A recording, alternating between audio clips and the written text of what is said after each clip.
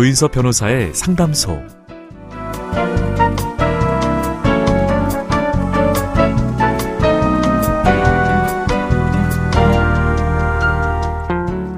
어서 오세요. 기다리고 있었습니다. 무슨 일이 있으신가요? 편하게 말씀하세요. 제가 들어드리겠습니다. 속 시원하고 정확한 자문으로 법률 문제를 풀어드리는 조인섭 변호사의 상담소, 지금 바로 문을 열겠습니다. 저는 조인섭입니다.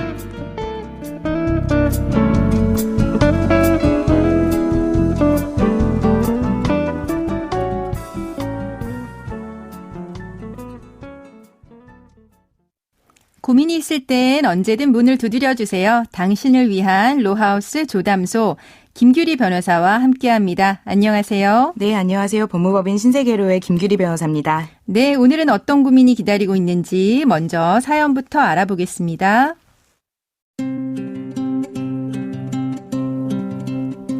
저는 두 아들을 둔 가정주부인데요. 남편은 결혼 생활 내내 술만 마시면 저한테 욕을 하면서 때렸습니다. 그런데 술이 깨면 더할 나위 없이 좋은 사람으로 돌아왔고 저를 때린 것도 기억 못하더군요. 저는 남편한테 맞아서 수없이 병원에 입원하면서도 경찰에 신고할 수 없었습니다. 아무리 미워도 애들 아빠를 어떻게 처벌받게 하겠어요. 그런데 날이 갈수록 그의 폭행은 심해졌습니다. 아이들이 보는 앞에서 저를 잔인하게 때렸고 심지어 울고 있는 아이들에게 욕하고 물건을 집어던졌죠. 저는 곧바로 아이들을 데리고 친정 부모님 집으로 도망쳤습니다. 남편은 제가 아이들과 함께 집을 나간 게 범죄라고 몰아세우면서 언젠가는 자신이 아이들을 데리고 올 거라고 엄포를 놓고 있습니다. 저는 아이들을 빼앗길까 너무도 두렵지만 학교에 보내진 않을 수 없어서 아이들을 전학시킬 준비를 했습니다. 친정 부모님 집에 거주센터에 방문해서 전입신고를 하려고 했는데 미성년자 전입신고할 경우 세대주인 아버지의 동의가 필요하다고 합니다. 그런데 남편이 동의해줄 리가 없습니다. 인터넷을 찾아보니까 남편의 도장만 가지고 있으면 남편의 동의 없이도 전입신고를 할 수 있다고 하던데 몰래 도장을 가져올까 고민 중입니다. 정말 눈앞이 막막합니다. 제가 아이들을 데리고 집을 나온 게 나중에 저한테 불리하게 작용하면 어떡하죠? 남편 동의 없이 전입신고를 해도 되는 걸까요?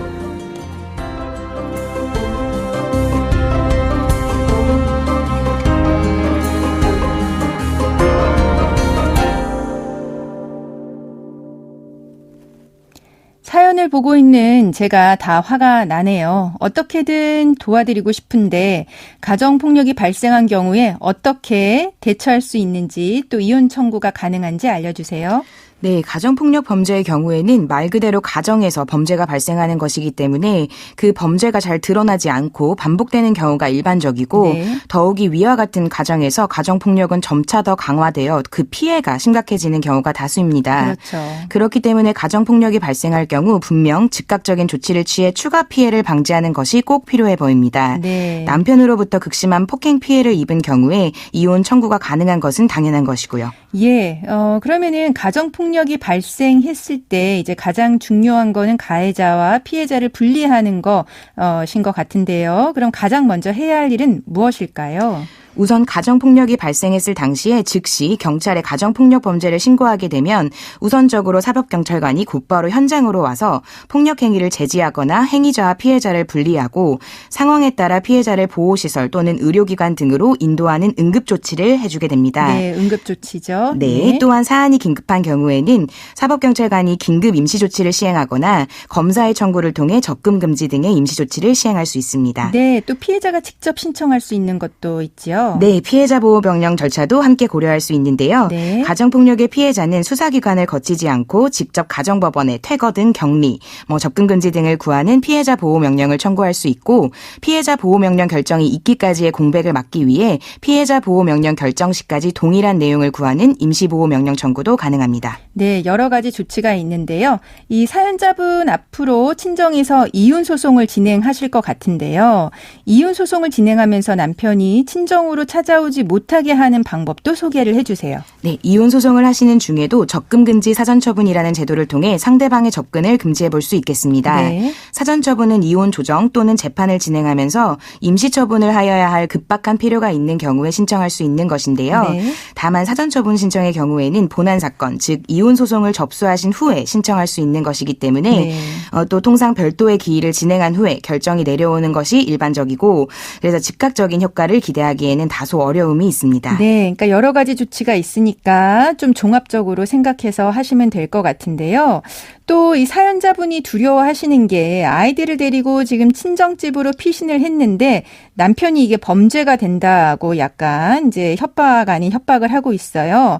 이게 미성년자 약취 유인죄에 해당할 수 있는지 이걸 또 알려주시면 좋겠습니다. 네, 우선 미성년자 약취죄는 우리 형법 제287조에서 규정하고 있는 것인데 네. 이때 법정형으로 10년 이하의 징역형만을 두고 있기 때문에 흔히들 생각하시는 벌금형이 없다는 점에서 유의하셔야겠습니다. 네, 굉장히 무거운 죄네요. 네, 맞습니다. 또 미성년자 약취죄에서 부모의 경우에도 그 주체가 될 수 있다고 보기 때문에 네. 부모에게도 미성년자에 대한 약취죄가 성립할 수 있습니다. 네. 그러나 부모 중 일방이 폭행, 협박 또는 불법적인 사실상의 힘을 사용하여 종전의 보호 양육 상태로부터 이탈시켰다고 볼 수 없는 행위에 대하여까지 처벌할 수는 없습니다. 네, 그럼 우리 사연의 경우는 이게 해당할까요? 네, 사실 위와 같은 판단은 모든 사안마다 다르게 해석할 수 있는 것이기 때문에 우리 사안의 경우에도 명확한 답을 드리기는 어려울 수 있겠지만 줄곧 우리 사연자분이 아이들의 양육을 전담하여 키워왔음에도 남편이 계속해서 가정폭력을 행사하였고 결국에는 아이들 앞에서 또 아이들에게까지 폭력적인 언행을 보여왔기 때문에 그렇죠. 우리 사연자분이 아이들의 안전을 위해서라도 부득이 공동